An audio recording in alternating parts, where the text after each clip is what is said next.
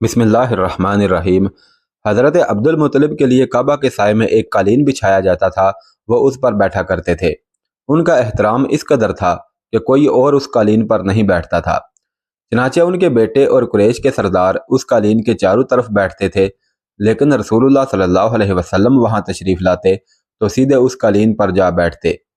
उस वक़्त आप सल्लल्लाहु अलैहि वसल्लम एक तंदुरुस्त लड़के थे। आपकी उम्र 9 साल के करीब हो चली थी। आपके चचा जब अब्दुल मुत्तलिब के अदब की वजह से आप सल्लल्लाहु अलैहि वसल्लम को उस कालीन से हटाना चाहते तो अब्दुल मुत्तलिब कहते, मेरे बेटे को छोड़ दो, अल्लाह की कसम ये बहुत शान वाला है। फिर वो आपको मोहब्बत से उस फर्श पर बिठाते, आपकी कमर पर शफकत से हाथ फेरते, आपकी बातें सुन सुनकर हद दर्जा खुश होते रहते। कभी वो दूसरों से कहते, मेरे बेटे को यहीं बैठने दो, इसे खुद भी एहसास है कि इसकी बड़ी शान है और मेरी आरजू है ये इतना बुलंद रुतबा पाए जो किसी अरब को इससे पहले हासिल ना हुआ हो और ना बाद में किसी को हासिल हो सके। एक बार उन्होंने ये अल्फाज कहे कि मेरे बेटे को छोड़ दो, इसके मिजाज में तिबी तौर पर बुलंदी है, इसकी शान निराली होगी। यहाँ तक कि उम्र के आखिरी हिस्से में हजरत अब्दुल मुत्तलिब की आंखें जवाब दे गई थी। आप नाबीना हो गए थे।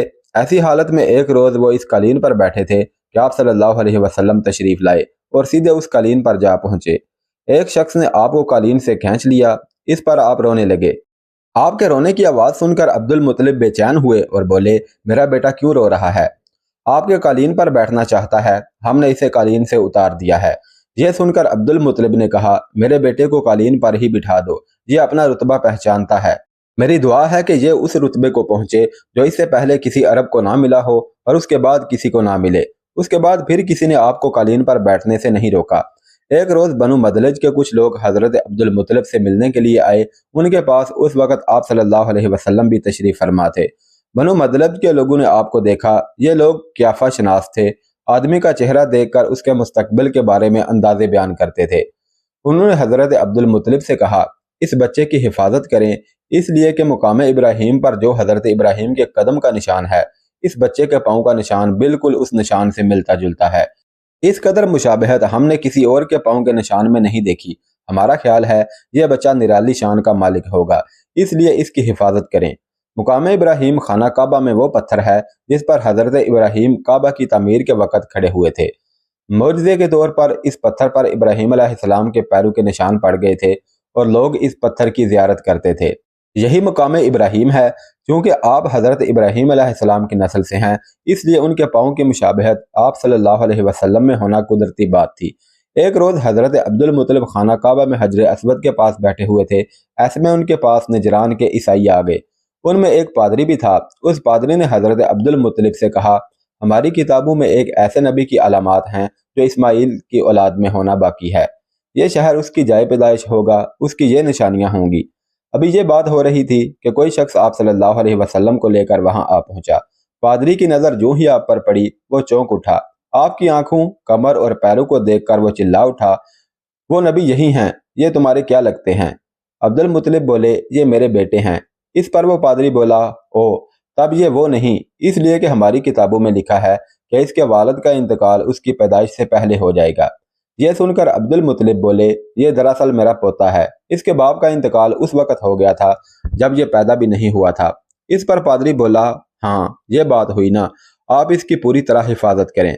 अब्दुल मुत्तलिब की आपसे मोहब्बत का ये आलम था कि खाना खाने बैठते तो कहते, मेरे बेटे को ले आओ।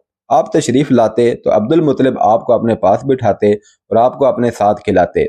बहुत ज़्यादा उम्र वाले एक सहाबी हैदा बिन मुआविया कहते हैं, मैं एक मरतबा इस्लाम से पहले जाहिलियत के ज़माने में हज के लिए मक्का मुअज़्ज़मा गया। वहाँ मैं बैतुल्लाह का तवाफ़ कर रहा था। मैंने एक ऐसे शख्स को देखा जो बहुत बूढ़ा और बहुत लंबे कद का था। वो बैतुल्लाह का तवाफ़ कर रहा था और कह रहा था, ऐ मेरे परवरदिगार, मेरी सवारी को मोहम्मद की तरफ फेर दे और उसे मेरा दस्ते बाजू बना दे। मैंने उस बूढ़े को जब ये शेर पढ़ते सुना तो लोगों से पूछा, ये कौन है? लोगों ने बताया, ये अब्दुल मुत्तलिब बिन हाशिम हैं। इन्होंने अपने पोते को अपने एक ऊँट की तलाश में भेजा है। वह ऊँट गुम हो गया है और वह पोता ऐसा है, जब भी किसी गुमशुदा चीज़ की तलाश में उसे भेजा जाता है तो वह चीज़ लेकर ही आता है। पोते से पहले ये अपने बेटों को इस ऊँट की तलाश में भेज चुके हैं, लेकिन वो नाकाम लौट आए हैं। अब चूंकि पोते को गए देर हो गई है, इसलिए परेशान हैं और दुआ मांग रहे हैं। थोड़ी ही देर गुजरी थी कि मैंने देखा कि आप सल्लल्लाहु अलैहि वसल्लम ऊँट को लिए तशरीफ़ ला रहे हैं। عبد المطلب نے آپ کو دیکھ کر کہا، میرے بیٹے، میں تمہارے لیے اس قدر فکر مند ہو گیا تھا کہ شاید اس کا اثر کبھی میرے دل سے نہ جائے۔ عبد المطلب کی بیوی کا نام رقیہ بنت ابو سیفی تھا۔ وہ کہتی ہیں، قریش کئی سال سے صحت قحط سالی کا شکار تھے، بارشیں بالکل بند تھیں، سب لوگ پریشان تھے۔ اسی زمانے میں نے ایک خواب دیکھا۔ کوئی شخص خواب میں کہہ رہا تھا، اے قریش کے لوگو، تم میں سے ایک نبی ظاہر ہونے والا ہے، اس کے ظہور کا وقت آ گیا ہے، اس کے ذریعے تمہیں زندگی ملے گی، یعنی خوب بارشیں ہوں گی، سرسبزی اور شادابی ہوگی۔ تم اپنے لوگوں میں سے ایک ایسا شخص تلاش کرو جو لمبے قد کا ہو، گورے رنگ کا ہو، اس کی پلکیں گھنی ہوں اور بھویں اور ابرو ملے ہوئے ہوں۔ وہ شخص اپنی تمام اولاد کے ساتھ نکلے اور تم میں سے ہر خاندان کا ایک آدمی نکلے، سب پاک صاف ہوں اور خوشبو لگائیں۔ وہ حجر اسود کو بوسہ دیں، پھر سب جبل ابو قیس پر چڑھ جائیں۔ پھر وہ شخص جس کا حلیہ بتایا گیا ہے آگے بڑھے اور بارش کی دعا مانگے، اور تم سب آمین کہو تو بارش ہو جائے گی۔ صبح ہوئی تو رقیہ نے اپنا یہ خواب قریش سے بیان کیا۔ انہوں نے ان نشانیوں کو تلاش کیا تو سب کی سب نشانیاں انہیں حضرت عبد المطلب میں مل گئیں۔ چنانچہ سب ان کے پاس جمع ہوئے، ہر خاندان سے ایک ایک آدمی آیا، ان سب نے شرائط پوری کی۔ اس کے بعد سب ابو قیس پہاڑ پر چڑھ گئے۔ ان میں نبی کریم صلی اللہ علیہ وسلم بھی تھے، آپ اس وقت نوعمر تھے۔ پھر عبد المطلب آگے بڑھے اور انہوں نے یوں دعا کی، اے اللہ، یہ سب تیرے غلام ہیں، تیرے غلاموں کی اولاد ہیں، تیری باندیاں ہیں اور تیری باندیوں کی اولادیں ہیں۔ ہم پر جو برا وقت آن پڑا ہے تو دیکھ رہا ہے، ہم مسلسل قحط سالی کا شکار ہیں۔ اب اونٹ، گائیں، گھوڑے، خچر اور گدھے سب کچھ ختم ہو چکے ہیں اور جانوروں پر بن آئی ہے، اس لیے ہماری یہ خشک سالی ختم فرما دے، ہمیں زندگی، سرسبزی اور شادابی عطا فرما دے۔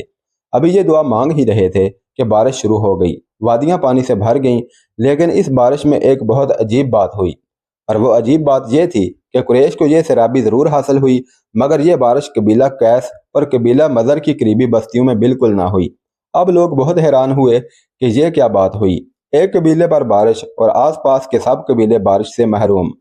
تمام قبیلوں کے سردار جمع ہوئے، اس سلسلے میں بات چیت شروع ہوئی۔ ایک سردار نے کہا، ہم زبردست قحط اور خشک سالی کا شکار ہیں، جبکہ قریش کو اللہ تعالیٰ نے بارش عطا کی ہے اور یہ حضرت عبد المطلب کی وجہ سے ہوا ہے، اس لیے ہم سب ان کے پاس چلتے ہیں، اگر وہ ہمارے لیے دعا کر دیں تو شاید اللہ ہمیں بھی بارش دے دے۔ یہ مشورہ سب کو پسند آیا، چنانچہ یہ لوگ مکہ معظمہ میں آئے اور عبد المطلب سے ملے، انہیں سلام کیا، پھر ان سے کہا، اے عبد المطلب، ہم کئی سال سے خشک سالی کے شکار ہیں، ہمیں آپ کی برکت کے بارے میں معلوم ہوا ہے، اس لیے مہربانی فرما کر آپ ہمارے لیے بھی دعا کریں، اس لیے کہ اللہ نے آپ کی دعا سے قریش کو بارش عطا کی ہے۔ ان کی بات سن کر عبد المطلب نے کہا، اچھی بات ہے، میں کل میدان عرفات میں آپ لوگوں کے لیے بھی دعا کروں گا۔ دوسرے دن صبح سویرے عبد المطلب میدان عرفات کی طرف روانہ ہوئے، ان کے ساتھ دوسرے لوگوں کے علاوہ ان کے بیٹے اور اللہ کے رسول صلی اللہ علیہ وسلم بھی تھے۔ عرفات کے میدان میں عبد المطلب کے لیے ایک کرسی بچھائی گئی، وہ اس پر بیٹھ گئے اور نبی کریم صلی اللہ علیہ وسلم کو انہوں نے گود میں بٹھا لیا۔ پھر انہوں نے ہاتھ اٹھا کر یوں دعا کی، اے اللہ، چمکنے والی بجلی کے پروردگار اور کڑکنے والی گرج کے مالک، پالنے والوں کے پالنے والے اور مشکلات کو آسان کرنے والے، یہ قبیلہ قیس اور قبیلہ مضر کے لوگ ہیں، یہ بہت پریشان ہیں، ان کی کمریں جھک گئی ہیں، یہ تجھ سے اپنی لاچاری اور بے کسی کی فریاد کرتے ہیں اور جان و مال کی بربادی کی شکایت کرتے ہیں۔ پس اے اللہ، ان کے لیے خوب برسنے والے بادل بھیج دے اور آسمان سے ان کے لیے رحمت عطا فرما، تاکہ ان کی زمینیں سرسبز ہو جائیں اور ان کی تکالیف دور ہو جائیں۔ حضرت عبد المطلب ابھی یہ دعا کر ہی رہے تھے کہ ایک سیاہ بادل اٹھا، عبد المطلب کی طرف آیا، اور اس کے بعد اس کا رخ قبیلہ قیس اور بنو مضر کی بستیوں کی طرف ہو گیا۔ یہ دیکھ کر حضرت عبد المطلب نے کہا، اے گروہ قریش اور مضر، جاؤ، تمہیں سیرابی حاصل ہوگی۔ چنانچہ یہ لوگ جب اپنی بستیوں میں پہنچے تو وہاں بارش شروع ہو چکی تھی۔ آپ صلی اللہ علیہ وسلم 7 سال کے ہو چکے تھے کہ آپ کی آنکھیں دکھنے کو آ گئیں۔ مکہ میں آنکھوں کا علاج کرایا گیا لیکن افاقہ نہ ہوا۔ عبد المطلب سے کسی نے کہا، عکاظ کے بازار میں ایک راہب رہتا ہے، وہ آنکھوں کی تکالیف کا علاج کرتا ہے۔ عبد المطلب آپ کو اس کے پاس لے گئے، اس کی عبادت گاہ کا دروازہ بند تھا، انہوں نے اسے آواز دی، راہب نے کوئی جواب نہ دیا۔ اچانک عبادت گاہ میں شدید زلزلہ آیا، راہب ڈر گیا کہ کہیں عبادت خانہ اس کے اوپر نہ گر پڑے، اس لیے ایک دم باہر نکل آیا۔ اب اس نے آپ کو دیکھا تو چونک اٹھا، اس نے کہا، اے عبد المطلب، یہ لڑکا اس امت کا نبی ہے، اگر میں باہر نہ نکل آتا تو یہ عبادت گاہ ضرور مجھ پر گر پڑتی، اس لڑکے کو فوراً واپس لے جاؤ اور اس کی حفاظت کرو، کہیں یہودیوں یا عیسائیوں میں سے کوئی اسے قتل نہ کر دے۔ फिर इसने कहा, और रही बात इनकी आंखों की, तो आंखों की दुआ तो खुद इनके पास मौजूद है। अब्दुल मुत्तलिब ये सुनकर हैरान हुए और बोले, इनके अपने पास है? मैं समझा नहीं।